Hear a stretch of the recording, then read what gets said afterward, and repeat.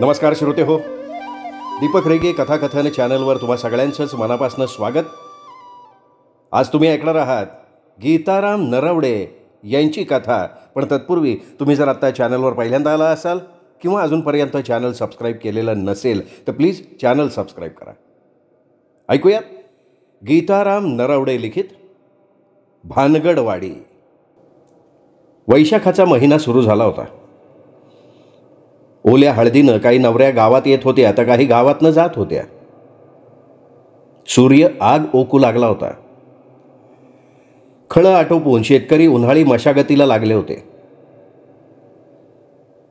गावाच्या गावकुसाला वाडग्या वाडग्यातनं कडब्याच्या गंज्या दिमाख्यात उभा राहिल्या होत्या. ओढ्याचं खळाळणारं पाणी चालून चालून थकलं होतं आणि डबक्या डबक्यातनं साचलं होतं. हाडांचा सांगाडा उभा करावा तशी पानगळ झालेली झाडं उघडी बोडकी जमिनीला घट्ट धरून उभी होती. आईच्या कुशीत लेकरानं तोंड खुपसून बसावं तसं दोन डोंगरांच्या मध्यभागी भानगडवाडी गाव असलेलं. या गावातली माणसं आनंदानं आपलं जीवन जगत होती. आपापसातला जिव्हाळा प्रत्येकाच्या मनात ओतप्रोत भरलेला होता.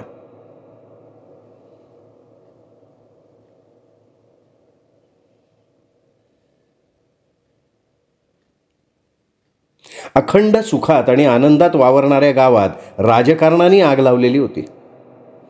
तापणाऱ्या फुफाट्यागत नुकत्याच होऊन गेलेल्या ग्रामपंचायत निवडणुकीनं उभं गाव तापलं होतं. म्हातारवय झालेली अनुभवी माणसं काळाच्या ओघात मागे पडली होती. खांद्यात जाळ असलेली तरुणं पुढे आलेली होती. पाहता पाहता गडबाजीला उधाण आलं. राजकीय स्वार्थासाठी वरच्या नेते मंडळींनीही त्याला खतपाणी घातलं. एकमेकातलं प्रेम दुभंगलं गेलं.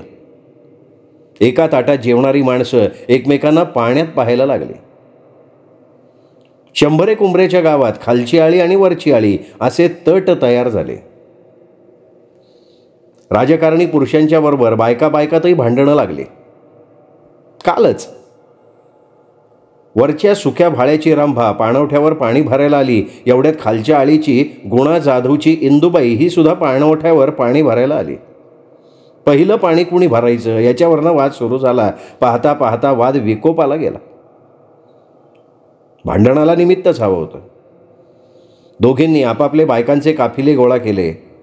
पानिपतचं घनघोर युद्ध झालं नसेल असं घनघोर युद्ध सुरू झालं. कौरव पांडवांच्या युद्धात गदायुद्ध रंगावं तसं त्यांचं मुष्टियुद्ध सुरू झालं. कितीतरी जणींच्या झिंज्या उपटल्या गेल्या तर काही जणींनी एकमेकींचं वस्त्रहरण करण्याचा प्रयत्न केला. अस्सल ठेवणीतल्या शिव्या वापरून असंख्य बाण एकमेकींवर बेमालूमपणे सोडून दिले. या गदारोळात कोण कुणाला मारत होतं याचाही मेळ लागत नव्हता. शेवटी गावातल्या काही वयस्कर कर्त्या माणसांच्या मध्यस्थीनं युद्ध थांबलं. एवढं असूनही गावकुसाला पारावर वडाच्या सावलीखाली काही माणसं एकत्र जमलेली होती. एवढं रान पेटलेलं असूनही ती वयस्कर माणसं आपापसातली प्रेम विसरलेली नव्हती. जुन्या आठवणीचं घडत गप्पा मारत होती. काहींनी झाडाच्या सावलीत 7 मजली घोरण्याचा सूर लावला होता. येणाऱ्या वाऱ्याची झुळूक अंगावर उष्णतेच्या लाटा झोकून देत होती. चुलीवरचा तवा तापावा तसा फुफाटा तापलेला होता. रमाजी पाटलांनी आपल्या बाराबंदीच्या खिशातनं पानाची चंची बाहेर काढली. शेळीच्या सडाला आवळल्यागत घातलेले बांधाचे वेडे उलगडत रमाजी पाटील म्हणाले, शिरपतराव, रंगू काय तुमचं थोबाड. त्यावर डोईवरची बत्तीशी पगडी काढत कचरू कारभारी म्हणाले, अहो नुसतं शिरपतरावाचं काय रंगवत आहे? आम्हाला काही सुतक नाही. आम्हाला बी येऊ द्या की वाटला, नाही का ज्ञानबा पाटील? त्यावर आपल्याच गुडघ्यावर कोपरखळी ठेवून केस गळालेल्या टाळूवर हात फिरवीत ज्ञानबा पाटील म्हणाले, आता हे काही विचारणं झालंय, येऊ द्या की आमच्या बे वाट्याला थोडं थोडं. शब्दानं शब्द, चर्चेनी चर्चा हनुमंताचं शेपूट वाढावं तशी वाढत गेली. रमाजी पाटलांनी चंची उघडून आपला उजवा हात भस्कन आत घातला. नागिणीची हिरवीगार पानं बाहेर काढली. प्रत्येकानं एक एक पान हातात घेतलं. मशीद चुन्यानं पांढरी सफेद करावी तशी चुना लावून पानं ढवळी शिपीत केली. कार कार कार कार अडकित्यानं सुपारीचा भुगा करून रमाजी पाटलांनी सगळ्यांच्या पानावर टाकला. काताची डबी उघडून नख नख कात सगळ्यांच्या पानावर ठेवला आणि बका बका सगळ्यांनी पानाचे विडे तोंडात कोंबले. सगळ्यांची तोंड यंत्रागत हालायला लागली. सगळ्यांची तोंड रक्तागत रंगायला लागली. पुन्हा आपापसात शब्दांच्या कोट्या झाडायला लागल्या. इतक्यात भीमा नावी येताना लांबून दिसला. डोक्यावर पिवळा धमकपाटका, कपाळावर गोपीचंदनाचा टिळा, बगलेत हजामतीचे हत्यारे ठेवलेली चामड्याची धोपटी, धोपटीला चमचमणारं काचेचं भिंग. भोसऱ्या सरळ जोर करत चालावा तसा तो ढेळ्या टाकत चाललेला होता. त्याला बघताच नागड्या झालेल्या डोक्यावर हात फिरवत आणि खुरट केसांना 2 बोटांच्या चिमटीत धरत कचरू कारभारी म्हणाले, आलं गावचं नावडं, आता डोकं भादरून घेतो. असं म्हणून त्याने भीम्याला हाक मारून सांगितलं, अरे भीम्या, सरूच्या घरनं तांब्या भरून आणलं येता नालत्या लावशील मला छेलफाटा घालायला. भीम्यानं सरूच्या दाराकडं पावलं टाकली. दारात उभा राहून म्हणाला, सरू आत्या, पाण्याचा तांब्या भरू दे की जरा. काय वतीन तेवढ्या हजामती उरकून घेतो, लय दिवसाच्या तुंबल्यात. काठापदराचं लुगडं नेसलेली सरूबाई वेळ्यासारखी वाकत तांब्या घेऊन बाहेर आली. भीम्याला बघताच म्हणाली, मुडद्या, कुठं दडून बसला होता रे इतके दिस? हातात पाण्याचा तांब्या घेत भीमा म्हणाला, हे असाच हिंडत होतो आपला. कशी तुला अवदसा आठवली र? हां, सोन्यासारख्या आईबाईला मारायला तरी हात धसावला कसा तुझा म्हणते मी. सरू म्हणाली तसं भीम्या न्हाव्याचा चेहरा पाण्यात ढेकळ पडताच विरघळलावा तसा खारकन उतरला. निमूटपणे हातात तांब्या घेऊन तो निघाला. तिकडे रामजी पाटील म्हणाले, बाडे, बायको मारल्यापासून आज दिसला. तुकडा पाण्याची पंचायत झाली असेल नाही का? काही दिवसांपूर्वी भीम्याचं आणि त्याच्या बायकोचं भांडण झालं होतं. रागाच्या भरात तिच्या डोक्यात दगड घालून मारून टाकलं होतं. तेव्हापासून फरार होता तो. गावकऱ्यांनी प्रकरण जागीचं दाबलं होतं. भीमा न्हावी पाण्याचा तांब्या एका हातात कमंडलूसारखा घेऊन आला. सावलीच्या एका कोपऱ्यात तुटकं बारदान टाकलं. कचरू कारभारी त्याच्यापुढे बसकण मारून बसले. भीम्यानं धोपटीच्या तोंडावरचं पखाड उघडलं. आतून लाकडी फळीला बसवलेलं काचेचं डरपान काढून ठेवलं. पुन्हा धोपटीत हात घालून मळकटलेल्या पिशवीला वर उचललं. मळकटलेली पिशवी बघताच रामाजी पाटील म्हणाले, अरे भीम्या, ते धोडकं धुवायचं तरी काय कळकटलंय ते आल्याच्या कापडागत. त्यावर नानू तेली म्हणाला, पाटील, त्याली नसल्या हो बोडशाला सुद्धा त्याला मिळायचं नाही. सगळे फिदी फिदी खळखळून हसले. कचरू कारभाऱ्यानं हातात डरपान घेतलं आणि साठी ओलांडलेला आपला चेहरा तारुण्याचा बहर आलेल्या तरुणीसारखा निहाळायला लागले. तसा मुसलमानाचा चांदभाई आपल्या लोंबणाऱ्या दाढीवरनं हात फिरवत म्हणाला, अरे क्या चांद का टुकडा है हा, अरे इतना क्या घूर घूर के देखता है कचरू कारभारी. एव्हाना भीम्यानं बंदानं करकचून बांधलेली सगळे हत्यारं बाहेर काढली. खवगाभर पाणी कचरू कारभाऱ्याच्या डोक्यावर रिचवलं. बायका शिकेकाई डोक्यावर ओतून खसाखसा चोळतात तसं भीम्यानं कचरू कारभाऱ्याचं डोसकं चोळायला सुरुवात केली. कचरू कारभाऱ्याचं डोसकं ढिली झालेल्या मेढीसारखं गदागदा हलायला लागलं. डोकं भिजवून झालं. भीम्यानं चपटी शीळ हातात घेतली. उगाळून उगाळून अस्तमानाला चाललेला वस्तारा हातात घेतला. उजव्या हाताच्या करंगळीजवळची बोटं पाण्यात बुडवली. शिळेवर पाणी सोडलं आणि बोलता बोलता भीमा न्हाव्यानं खपली काढलीच. पाटील, बरं का पाटील, बेसण्याच्या आळीला नवीन पाखरू कोणाकडं आलंय म्हणायचं? अप्सरा बी अशी नसन. यावर आपल्या वयाचं भान न राहून पिर्या परीट म्हणाला, अरे दाम्याच्या धशानं मुंबईवरनं आणलंय. काय भन्नाट पोरगी आहे. बाजीरावाच्या मस्तानीला बी लाजवल. हां, नाही तर ह्या ज्ञानबा पाटलाची बायको, एक डोळा काशीत तर दुसरा डोळा येशीत. कचरू कारभारी मिश्किलपणे म्हणाला, अरे लोकाकडं काय बोर्ड दाखवतो, आपलं ठेवतोय झाकून आणि लोकांचं बघतोय वाकून. अरे तुझी बायको तर जशी तबेल्यातली म्हैस. हा पुन्हा हाशा झाला. वस्तारा घासत भीम्यानं पुन्हा खडा टाकला. बाकी काय म्हणा बरं का कारभारी, या अशा कामात वशाला लय यश. अरे यश म्हणजे काय, वरी 6 महिन्यात बायका साड्या बदलवत्यात ना, तसे हे भडवं पोरगे बदलते. नाही तर हा कचरू कारभारी बघ, अर्ध्या हयातीत बायको गेली, माडाव जायची येळ आली तरी रांडकाच. पिऱ्या पार्टानं संधी बघून कचरू कारभाऱ्याचा काकुरा काढत बदला घेतला. भीमा न्हाव्यानं कचरू कारभाऱ्याच्या डोक्याचे केस भादरून दाढीला पाणी लावलं. त्याचा उजवा गाल उजव्या गुडघ्यावर ठेवला. शिळवलेला वस्तारा कानशीला जवळ टेकवला. तसा डोंगराच्या माथ्यावर उडणारा धुरळा पिऱ्या पार्टानं बघितला आणि अचानक पिऱ्या परीड बोलला, अरार डोंगराव बघा काय आले. सगळ्यांच्या नजरा गर गर गर तिकडं वाळल्या. पोलिसाची काळी गाडी झेपा टाकत येत होती. नमाजी पाटील मोठ्यानं ओरडले, अरे भीम्या पोलीस आले, पोलीस पळ. पोलिसांचं नाव कानावर पडताच हातातला वस्तारा कचरू कारभाऱ्याच्या गालावरनं खसकन घसरला. तो हाडाला जाऊन भेडला. कचरू कारभाऱ्यानं आसुरासारखी केंकाळी ठोकली. बोकडाचं कातडं सोलून काढावं तसं गालाचं कातडं लोंबायला लागलं. आपली सगळे हत्यारं टाकून भीम्यानं गावकुसाच्या झाडाझुडपाचा आसरा घेत धूम ठोकली. कचरू कारभाऱ्याच्या गालावरनं रक्ताची धार लागली.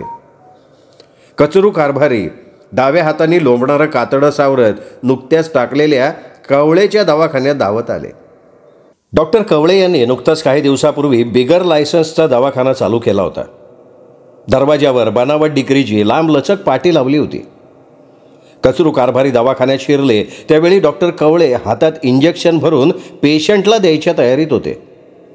कचरू कारभाऱ्याला बघताच त्यांनी विचारलं, काय झालं कारभारी. तसं असहाय्य वेदनेनं बिवळत कुत्रं चावल्यागत कारभारी म्हणाले, त्याच्या आईला भीमा नावाड्याने केलं बघा असं. तसं डॉक्टरनी विचारलं, कशा बाय.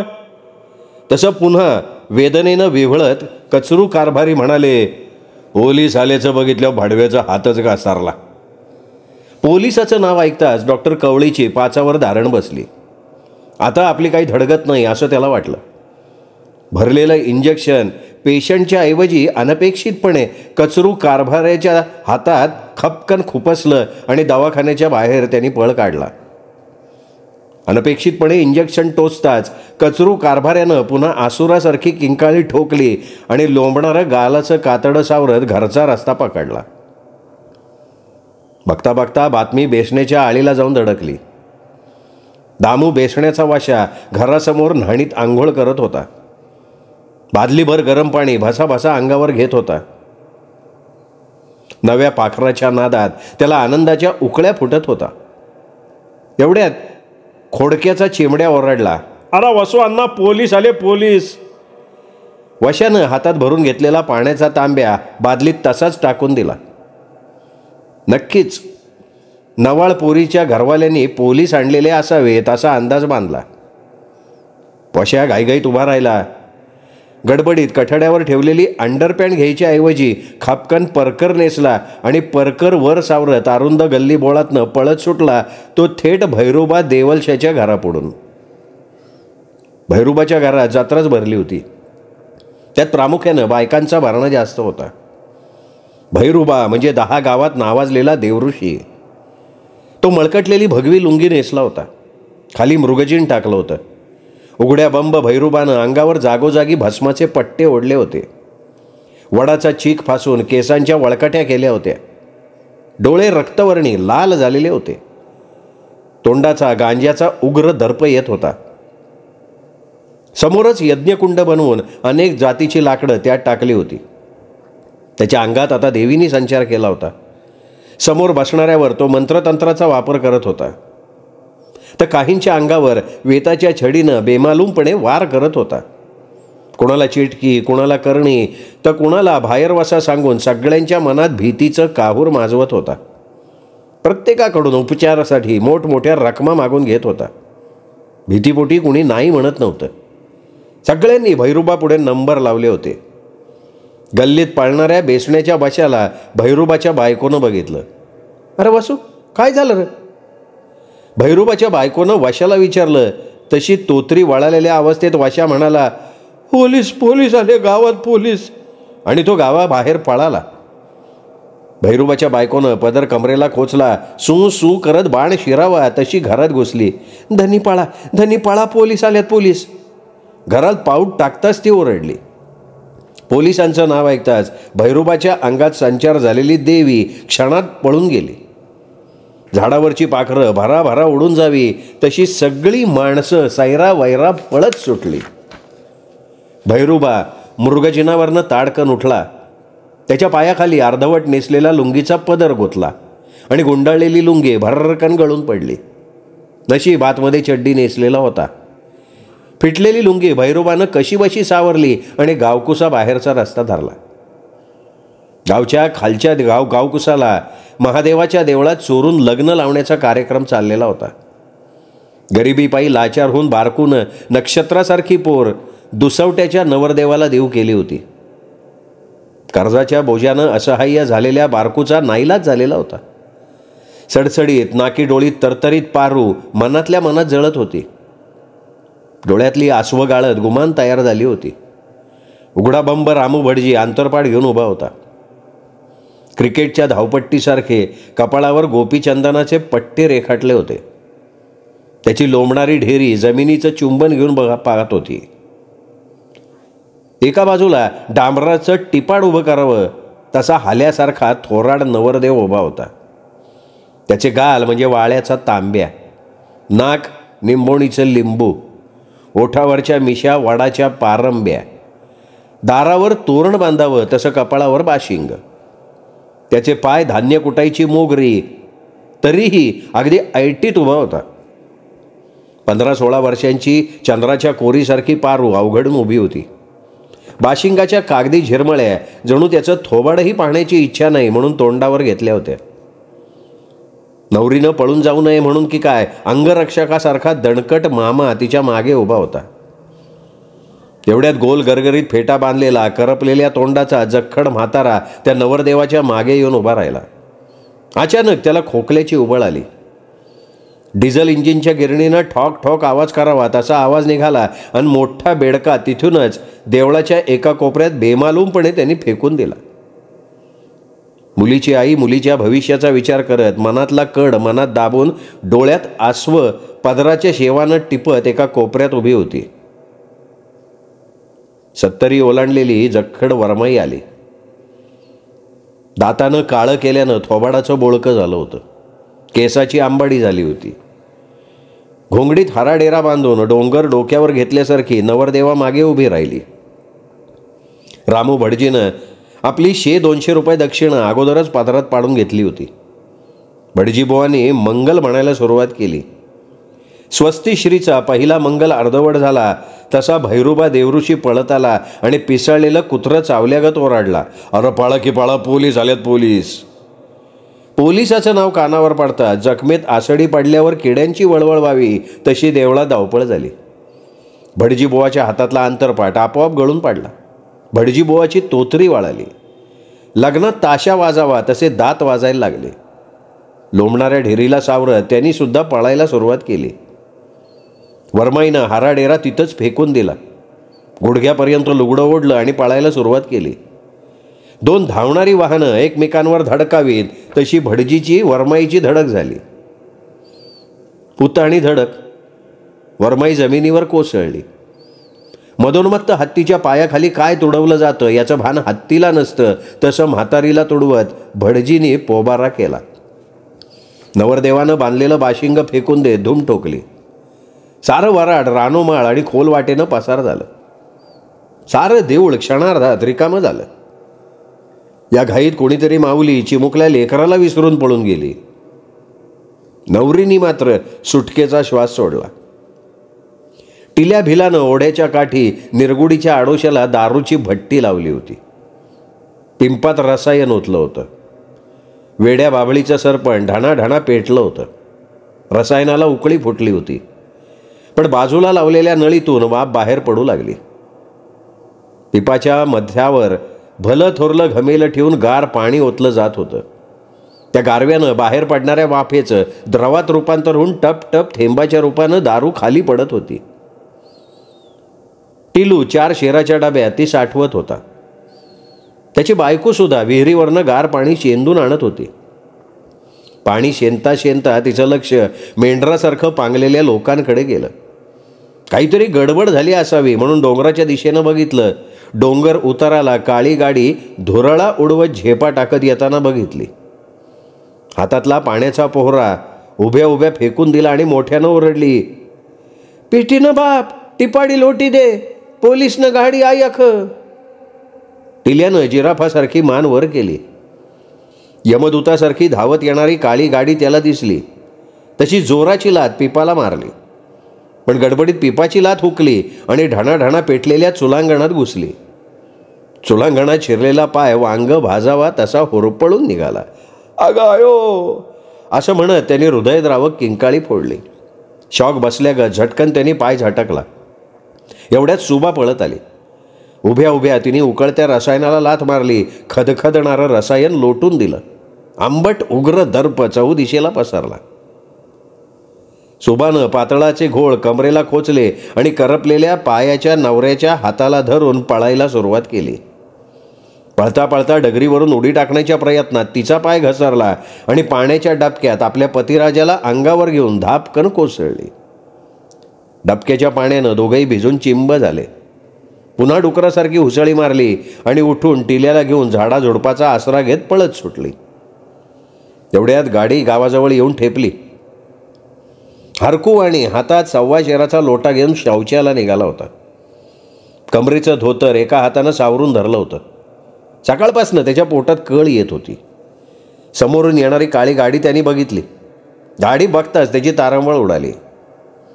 काल शेजारी गावच्या बाजारात गिरायकाची आणि त्याची हुज्जत झाली होती. मालात भेसळ करून खोटं माप घातल्याची तक्रार त्यांनी पोलिसात दिली होती.